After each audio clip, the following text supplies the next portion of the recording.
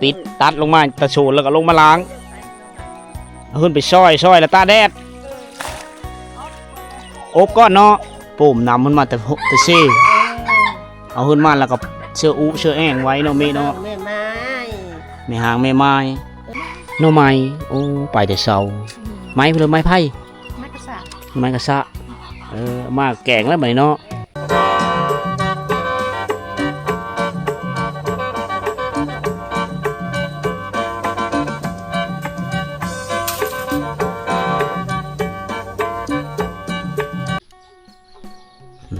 เสียงธรรมศาสตร์นกหองเซลนกกดอันนี้คือตะฟังเซ่ทุกคนอันนี้คือตะฟังเซ่บังไฟนะเห็นบ่เห็นมีแต่ท่อน้ำมีแต่สายไฟได้เต็มอย่างใหญ่เพราะว่าแต่ละคืนนี่ต่อสายไฟลงมาพีแล้วก็เอาไดจุ่มลงมาโหดพักโป้มึนเฮิรนแน่กับปานนั้นอันนี้คือแม่น้ำเซ่บังไฟที่พวกเฮาเอารถหามไปบ้านจะโน่นทุกคนเลยเมืองบุรพาเคยขโมยพอละอันนี้ลงมาพี่แม่น้ำมันจะกว้างนะมันจะแบ่งเป็นสองสายปุ๊บมีเกาะมีดอน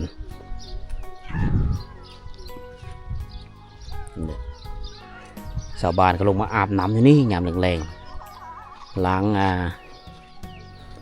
งผักล้างหญ้าอยู่นี่อ๋อตัวทำเลหมู่บ้านทะเลธรรมศาสตร์งามแถม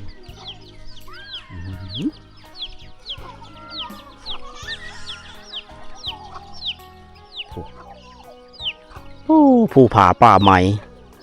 ทิวทัศน์ธรรมศาสตร์สวยงามคักขนาดเลยอายขวัญในยามเสาไหลมันจะพูดแหละบ้านละวิ่งละเวินพอแหละพี่น้องโหยนี่เสียงไฟที่ทางปุพักปุยาตามโน่นทรายตามนี่พูนน้องหมามันกันง่อยตัวผมอ๋อตัวเฮือนี่ย่ำหน้าฝนหรือเฮาจะห้ามไปฟังเบื้องนั้นขี้เฮือน้อยนี้ไป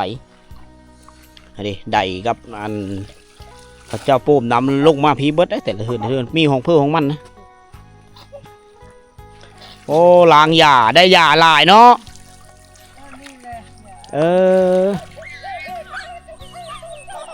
นี่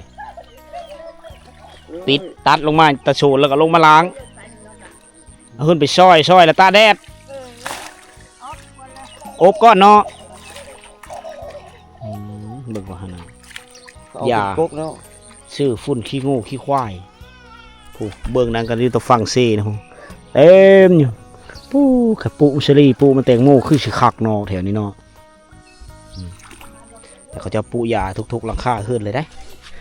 ยาเขาจะอบแล้วเขาจะจิบซอยเอาไว้สูบขายน้ำพร้อมบ่พลเฮ็ดหลายจะได้ขายน้ำเนาะอันนี้เอาไว้สูบพอได้สูบแขะมาเนี่ยหอดเอามาสูบเดียวสูบนี่นะประเพณีบ้านเฮาตัวเลยเนาะยางไปให้ไปหน้ากับควันตัวเลยคล้ายๆคือชนเผ่าผู้ไทยเฮาอยู่บ้านเฮาแบบผู้ไทยผู้ไทยดังเดิมเผ่าโย้ยเนาะเผ่าโย้ยเนาะโย้ยเผ่าโย้ยใส่ชีวิตแบบผู้ไทยกันแบบนี้ผู้ไทยเอายางนี่นะบรรยากาศยามเช้า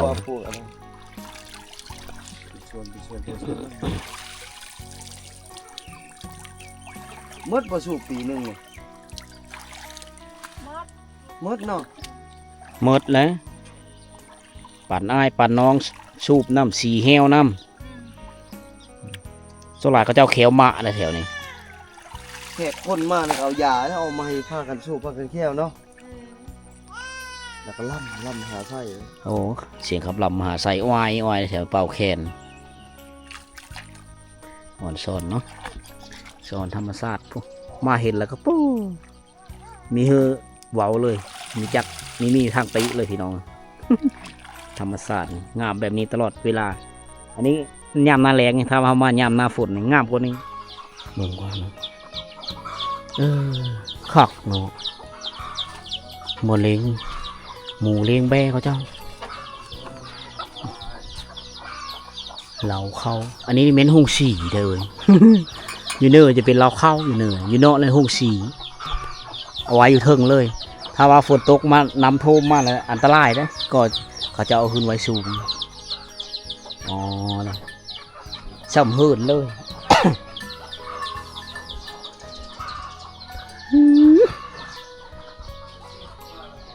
อันนี้คือสิอยู่ไรครอบครัวเนาะเพิ่นหลังนั้นนะเพิ่นใหญ่เลยคักคัก มีแต่เสาดังมีแต่เสานี้มาเลยไม้แดงไม้จิกไม้หั่งมาเนาะ ไปสปอร์ตเฮือนหลังนั่นน่ะทุกข์ยากกว่าแล้ว บ่ทุกอย่างเนาะ ที่ให้บ่าวเตรียมคำมาถึงพ่อเลิกบ่ได้ไปหาเรา อ๋อบ่เตียงค่ำแล้วมาดูบ่เห็น โอ้เรามาตลอดเด้มาเรามาสามอยู่ประจำน้อยอยู่นี่ กระจามน้อย นี่แหละ พุ่นเนาะหลังนั้นเนาะ หลังนั้นหลังยากกว่าแล้ว แล้วเฮาจะย่าง ยังกับบุญนี่ไงปะ แล้วเฮาจะย่างเกี่ยวไป เดินต้นนี่เป็นหลังคุณเลยนี่ โดย เศร้าต้น เศร้าต้นบ่ ทำเพื่อนสองหลัง อันนี้แหละเฮาไปแถวภาคใต้ของประเทศลาวน่ะจะเป็นเผาปะโกะเฮิดจะหลังยาวไปมั้ยเผาปะโกะแถวนี้เฮามาแถวนี้ก็เห็นอีกน่ะอยู่กันแบบหลายๆครอบครัวเลยเศร้าต้นอยู่กัน2-3ครอบครัวนำกันได้สบายทางลุมเป็นเสาไหมบ่นะในเมื่อก่อนน่ะเขาเจ้าเฮ็ดจากดุมหนำจากใหญ่อยู่ดุมนี่ก็อันนี้จะปล่อยมันเชื่อนี้นะจะเป็นอ่างแบบนี้เลยโอ้และไหลออกสู่ท้องนาแต่นี้มันพุพังมันเพเลย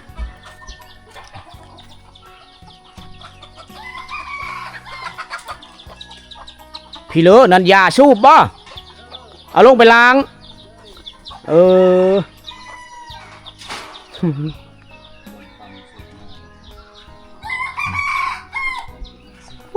ไก่หันจะแซวคักอะไรเนาะเฮ็ดไปเลยอยู่อ๋อมีคนอยู่นี่ไม่ได้ใช้แล้วตีหลังนี่ไม่ได้อยู่แล้วตีหลังนี่เฮิร์นโคบ่เฮิร์นไฟบ่โอ้คักเนาะ บรรยากาศยามเช้าปุ่มน้ำมันมาแต่เซ่เอาขึ้นมาแล้วก็เชื่ออุเชื่อแองไว้เนาะเมเนาะแม่ไม้ลำมหาไส้เก่งเลยแม่หางแม่ไม้ได้แม่หางแม่ไม้แถวนี้ลำมหาไส้เก่งเลยเนาะครับลำ ลำพญาย้อย เพื่อนนี่แม่ป่ะเนี่ยจักปีเลยไหมเพื่อนเจ้าเนี่ย มันก็หลายปีแล้วหัวควายเชียก็มันหลายปีแล้ว เพื่อนตั้งแต่เพื่อนรุ่นเก่าๆเลยเนาะ เฮือนตะข้าวคนละเฮือนโบราณอยู่แนวนี้นะ ฮอดบ่30 ปี ว่าแล้วเนาะ กว่าบ่ น้ำนี้ บ่เพื่อนนี่กว่าบ่30 ปี 30-40 ปี ย่อมันก็ชิกว่าแล้วหัวควายก็จัก10 ปีแล้วลาวเสีย หาสังเกตเห็นจะเป็นนันเสาข้างซอดคือซอดข้างซอดนี่แม่นเฮือนดังเดิม40เลย30-40 ปีนะโอ้แต่สมัยมีจักรปุ๊เอาขวานทะเอา เรียกครบได้ละ บ่ได้ตอกกระปูเลยบ่เพื่อนบ่ได้ตอกกระปูเนาะ ตะกี้ว่าพวกนี้ ไม่ได้ใช้ตะปูนะ เอาเนาะ เอา ล็อกมีเขาไล่บางบ้านก็ไม่ได้ไล่ล็อกเขาใช้ไม้รีม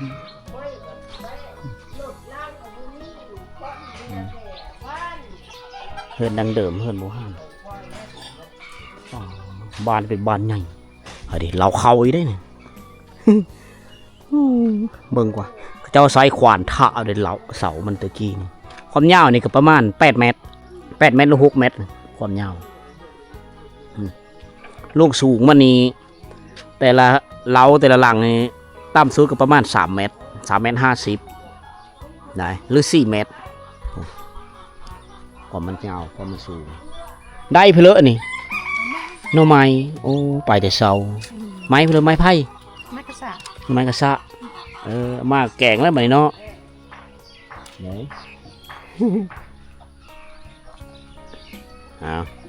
อันนี้คือเหลาหางปุมาโทต้องเสียงนกเสียงหนูหงเซลสอนธรรมศาสตร์อยู่กันแบบเรียบง่ายเลย เพิ่งธรรมศาสตร์เป็นหลักมาเพื่อจะฟังเสียงนกฮ้องเสียงไก่ขับในย่ามเสามาที่บ้านกระจามเด้อกระจามน้อยกระจามใหญ่เขตลังคังนั่นแหละพี่น้อง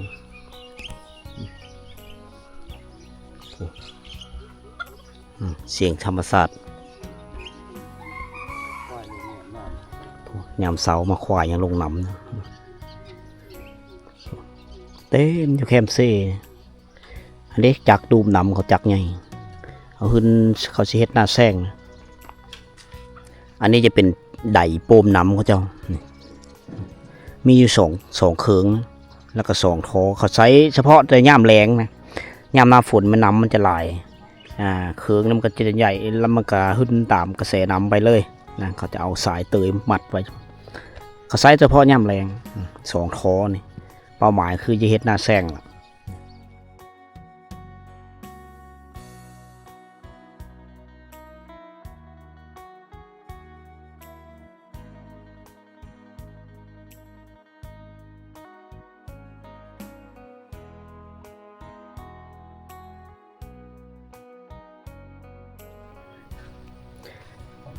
สภาพ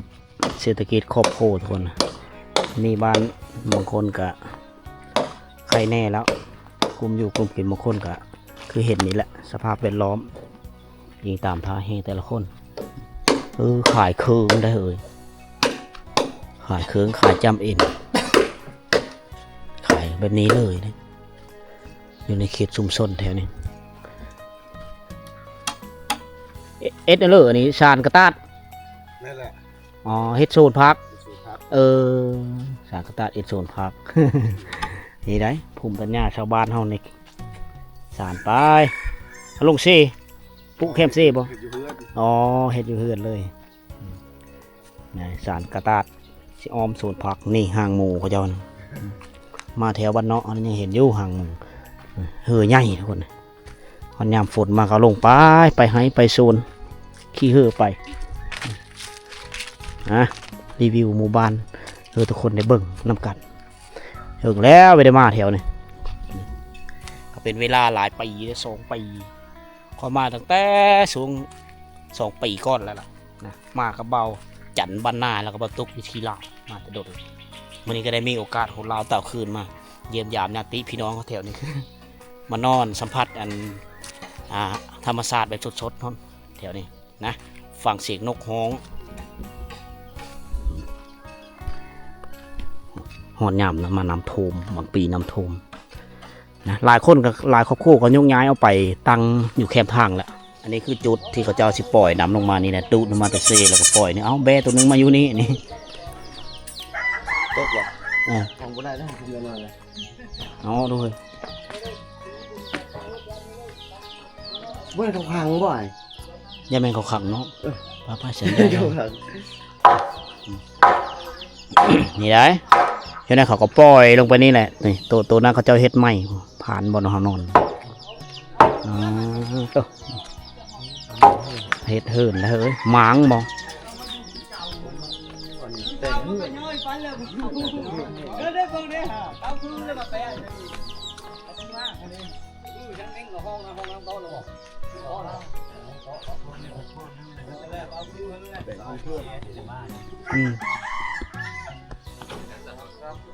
แบ่งไม่บอกมันเท่เนาะเฮ็ดไหมเฮิรนโคเนาะเฮิรนไฟน้ำกันเสาไม้แก้นไม้นั่นฝังเอาเลยโป๊ะบุกินเลยเนาะคักอะไรไม้แดง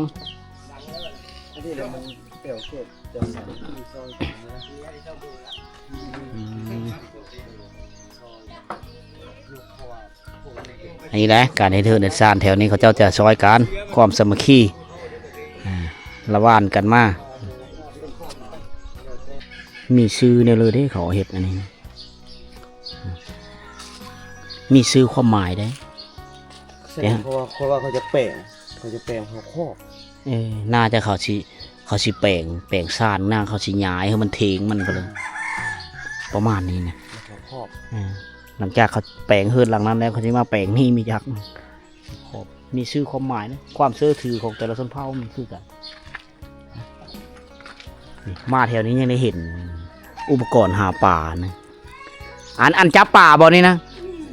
เอาลงเซ่บังไฟนี่เนาะอยู่หนองเวลาเขาไปเห็นป่าเขาจะเฮ็ดทุบกุ๊บลงแบบนี้แล้วก็จกเอาไหนขักเนาะอันนี้เขาเอิ้นซุ่มจับป่า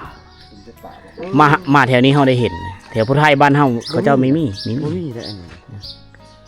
มีแต่สวิงนั่นแหละ สวิงแหมองแถวเขาอันนี้ซักจุบลงไปแล้วก็งมเอาซอยจับป่าได้ง่ายขึ้น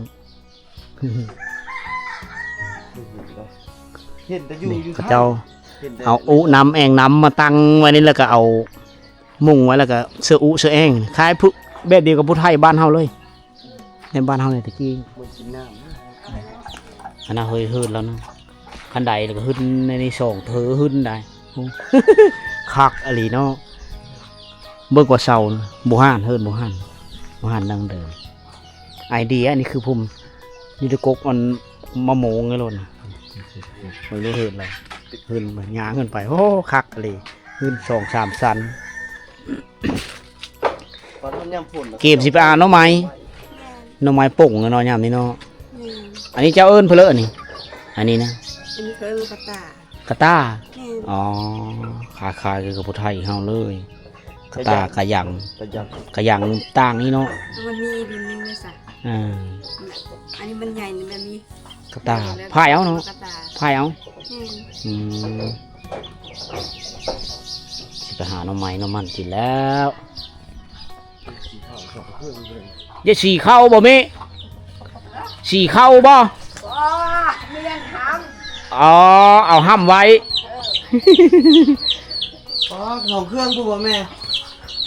สองเครื่องเลยเนาะ64เนาะ ำช้อนเครื่องและความเขาได้ไม่ควา โอ้ มไม่ 3 เครื่อง ช้างเครื่องและความลูกเคยควายนี่มันตายแล้วนี่ มันตายแล้ว อันนี้เราความเขาหมดโมเมนต์ความควาย อ๋อโดย เดี๋ยวสีพร้อมกัน3 เครื่องเลย เกิดเป็ดเกิดไก่แถวนี้ก็ มีมือช้างลูกเอ้ย เอาอัน เดี๋ยวแม่นี่อยู่ในเรือน ลูกเคยเด้อยู่เชื่อลูกเคยลูกสาวไปได้อยู่น้ อ้าวคือลูกเคยลูกชาย ำย้ายไปอยู่พุ่นอ๋อ ลูกชายผู้อยู่เต้ยผู้ฉวาง ไปหาเงิน เอาเมียชูเมีย ไปอยู่นะมี อีเมเราอยู่ผู้เดียว อยู่ผู้เดียว อ๋อบ้านเฮ็ดไห้เฮ็ดหน้าเด้จ้ะ เห็นเฮ้ยเห็นนะแล้วลูกเห็น อ๋อแบ่งข้าวมาเฮอ เพื่อนเลี้ยง อืม อยู่แล้วแม่อยู่ผู้เดียว โอ้อันกินอันอยู่เขาเอามาเฮ็ดเอามาเฮอกิน แต่ว่าจะอยู่ผู้เดียวจะซื้อเนาะ ลูกหลานก็เอาไปปลุกอยู่เฮิรนเอาไปอยู่เฮิรนเขาตั้งฮะลูกชายไปสู้เม่เสียเนาะ ชายชูเมียมาลูกเช้าผู้เดียวแล้วลูกเคยลูกเช้าวันละเบิ้ลเลี้ยง เขาเจ้าอยู่คือแม่นแล้วยังดีอยู่สนะ น้ำในแหละของเพื่อนบ้าน อ๋อโดย เพื่อนก็ได้เอาไผ่เข้าเพื่อนละควายละเอาเข้าจะผัวควายยังเลยล่ะเพื่อนละบ่ได้เอาเข้าแล้วเพื่อนละมาเอาเข้านี้ โดย